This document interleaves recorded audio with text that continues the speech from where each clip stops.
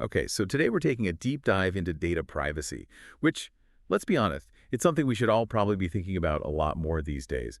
I mean, it seems like everyone's worried about their data, and for good reason, Oh, right? absolutely. It's a huge issue, especially now with, how much we depend on digital services for pretty much everything. Exactly. Yeah. So that brings us to the big topic for this deep dive, and that's the Data Sovereignty Act, this proposed law that everyone's talking about.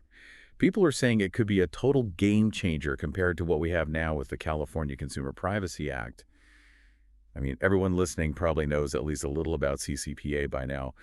But what's got everyone so fired up about this Data Sovereignty Act? Well, I think the easiest way to think about it is imagine a future where you're really in control of your data, like Yeah. really in control. Not just, vague promises from companies, but an actual right, a real right that you can enforce to control how those companies collect, how they use it, even how they might be profiting off your digital footprint, right? That's the potential impact here with the Data Sovereignty Act. It's trying to take what CCPA started and actually make it work, really put individuals back in the driver's seat. Okay, wow. Yeah, that's a powerful way to put it. It sounds like we could be talking about like a totally different way of handling data privacy. Yeah, for sure. I mean, it really is about a fundamental shift in how we think about data privacy. And I think a key part of that shift is how broad this new law could be. You're right, because right now CCPA is really only for people in California or people dealing with businesses that are based there. Right. Exactly. Yeah, CCPA has those geographical limits, but the Data Sovereignty Act, it would apply to, any organization out there that handles personal data. It doesn't matter how big they are or where they're located. We're talking about like a national standard for data protection here. See, that's huge. It's like no more of this like small online store versus, giant tech company thing. Everyone has to play by the same rules. It feels like that's been a long time It coming. really has. And speaking of rules, I think one of the biggest weaknesses of the CCPA is honestly just the language of it. It's so vague Oh, sometimes. tell me about it. I tried reading through CCPA myself, and honestly, I was so lost. Some of it is really confusing. It really is. Like, take the term personal information, for example. CCPA's definition of what that actually means is so broad, it's almost meaningless. The Data Sovereignty Act, at least, it tries to use much more clear language, precise language to define what data is and what companies are actually allowed to do with it. Yeah, because when they use phrases like identifies, relates to, describes, I mean, what does that even mean? It doesn't really paint a clear picture, does it? Sounds like lawyers probably had a field day with that one. Oh, you already know. And that lack of clarity just makes it so hard to enforce these rules. The Data Sovereignty Act, it's like they're going for eliminating that guesswork for businesses, which will hopefully protect people like you and me a lot more effectively. Yeah, it sounds like we could really use a little more clarity on this issue. And speaking of enforcement, the article you shared, it really highlighted how these two laws are different when it comes to punishing companies that, don't follow the rules. So what's the deal there? Well, with the Data Sovereignty Act, it's not just about, making the rules, it's about actually enforcing them, like really making sure companies take this seriously. So we're talking much stricter penalties for companies that mess around with your data. Okay, so hit them where it hurts, right? The wallet. I like it. But like, how much are we actually talking about here? How do these fines compare to what's already in CCPA? Yeah, so CCPA has fines. It does, but a lot of people say they're kind of a joke, especially for these big companies that have tons of money. It's like a drop in the bucket for them. The Data Sovereignty Act wants to make those fines, way bigger, enough to actually get the attention of these companies, even the huge ones. Yeah, because like you can give someone a parking ticket, right? But it's not going to stop everyone from parking illegally. But a massive fine, that'll make them think twice. Exactly. You got it. It's about making it too expensive to ignore the rules. When it's just the cost of doing business, they might risk it, but a huge penalty. That could change how these companies approach data altogether. Yeah, like send the message that data privacy isn't just an option, it's mandatory. Exactly. And it goes beyond just fines, too, because the Data Sovereignty Act would actually give, people like us, it would give us the power to take action on our own. So if a company misuses your data, you actually have more options, like real options, to hold them accountable. Now that's what I'm talking about. It's starting to Yeah. feel less like David and Goliath and more like, David just upgraded his sling to like a cannon or something. hmm I love that analogy. But you're right, it gives individuals some real leverage here. And, another big difference is how each law deals with Consent. Oh, yeah. The whole opt-in versus opt-out thing, ugh, don't get me started. It's like we're constantly trying to unsubscribe from stuff we never even signed up for in the first That's place. the worst. But that's what the Data Sovereignty Act is trying to fix. It says, like, nope, you need explicit consent before you can even collect data, let alone process it. No more assuming they have permission. It's like you're in control right from the start. So it's like the Data Sovereignty Act is like, I'm choosing to subscribe to that newsletter, instead of trying to figure out how to, like, claw my way out of their mailing list later. Exactly. And it goes beyond just collecting that data. It's about like what happens to it after they have it.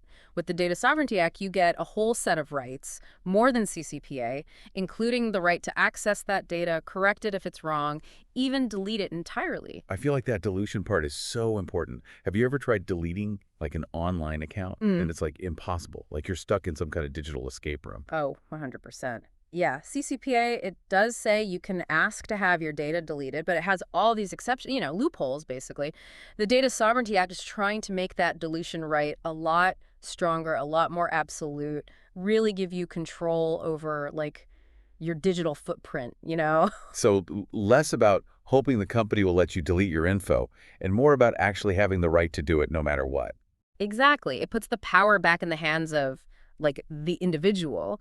And another important part of that is making sure those rights are the same across the board, like for all industries. CCPA has these weird exemptions built in, for example, when it comes to data about, like, students. Wait, really? So like how schools handle information about their students, that's like FERPA, right? Hi. So someone's online shopping habits could be protected totally differently from like a student's grades or like how their medical info is treated. Yeah, it's crazy, right? It's like a patchwork of different rules, and it creates so much confusion. The Data Sovereignty Act is trying to get rid of all that and create one set of rules for data protection, no matter what that data is. So instead of having to like navigate this maze of regulations, there'd just be like one clear path for everyone to follow. Exactly. Consistency and clarity, those are the big ideas here. But beyond just, who it applies to, how it's enforced, and all those individual rights, there's another really important difference with the Data Sovereignty Act, and that's how it handles, like, transparency. Oh, you mean like actually making it clear what they're doing with our data? Mm. Because honestly, who actually reads those like terms and conditions things? They're like a million pages long and written in some language I don't even understand. Oh my gosh, I know. It's like they're trying to hide something, right? And that's a problem because those terms and conditions are often used to hide really important information about what companies are doing with your data. The Data Sovereignty Act, it's saying, like, no, you have to actually explain this stuff clearly so people can actually understand what they're agreeing to. It's like, I don't know, the difference between a restaurant that hides its ingredients and one that has like an open kitchen so you can see exactly what's going into your food. It's about trust. Exactly. Transparency builds trust. And, like we were saying before, if a company violates the rules, the Data Sovereignty Act would give individuals that power to fight back. Sounds like with the Data Sovereignty Act, people might actually have a fighting chance against data misuse, finally. It's about leveling the playing field. Now, that being said, not everyone loves this new proposed law. Some people are worried that, like CCPA, might actually make it harder for companies to innovate, especially startups, and smaller businesses that don't have a ton of resources. But the Data Sovereignty Act, it's trying to address those concerns by, like, setting really clear guidelines. So if companies follow those guidelines, they can still innovate, but they have to do it in a way that, like, respects people's privacy from the start. So instead of being like a roadblock to innovation, it's more like a roadmap, Yeah. showing them how to create cool new stuff responsibly. You got it. Exactly. It's about setting that bar high for data protection, but also realizing that technology keeps moving forward, and we need to find a way to make sure both of those things can happen at the same time. And then there's one last key difference we should talk about, and it has to do with, like, the overall way each act deals with how your data can be used. You mean like once a company has my data, what are they allowed to actually do with it? Yep, exactly. See, CCPA mainly focuses on, like, the buying and selling of personal information. Okay. It's like they're worried about companies making a profit directly from your data. But the Data Sovereignty Act, it takes a much broader view. It's concerned with all kinds of data activities, sharing, processing, you name it. Yeah, And because let's be real, just because a company isn't technically selling my info Mhm. doesn't mean they're not like, using it in other ways that might not be so cool, Yeah. right? They could be sharing it, analyzing it, maybe even using it to, like, mess with my experience online. Yeah, you're exactly right. That's what the Data Sovereignty Act gets. It's like they're acknowledging that data has value in so many different ways, not just buying and selling, and that means we need to regulate how it's used in all of those different ways. Yeah, it's definitely a much more comprehensive approach to data protection. Yeah. Wow, this has been, like, seriously eye-opening. So let me see if I've got this straight.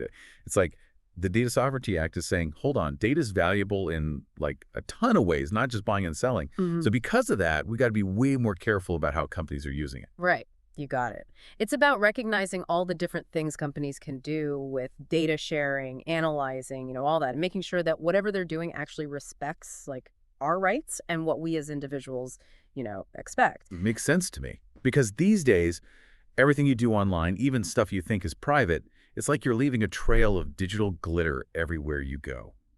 So after this deep dive into the Data Sovereignty Act and how it stacks up against that CCPA, what's the big takeaway for everyone listening? Well, I think the biggest thing to remember is that, yeah, CCPA, it was a step in the right direction, don't get me wrong, but the Data Sovereignty Act, this thing could completely change how we protect personal information, like in this digital world we live in. It's like CCPA dipped its toe in the water, and then the Data Sovereignty Act came along and just, like, cannonballed into the deep end. Huh. That's a perfect way to put it. And it shows just how important this conversation is. Because at the end of the day, this isn't just about, like, legal mumbo-jumbo or boring tech stuff. This is about our data. It's about having control over our own information. Right. And as we depend more and more on technology, I think understanding this stuff, like understanding these laws and then actually doing something about it, speaking up and demanding better protection, it's only going to get more important. Which kind of leads me to a question for everyone listening. What parts of data privacy matter most to you? Like, what would you change about how companies collect and use your information? Ooh, yeah. That's something to think about.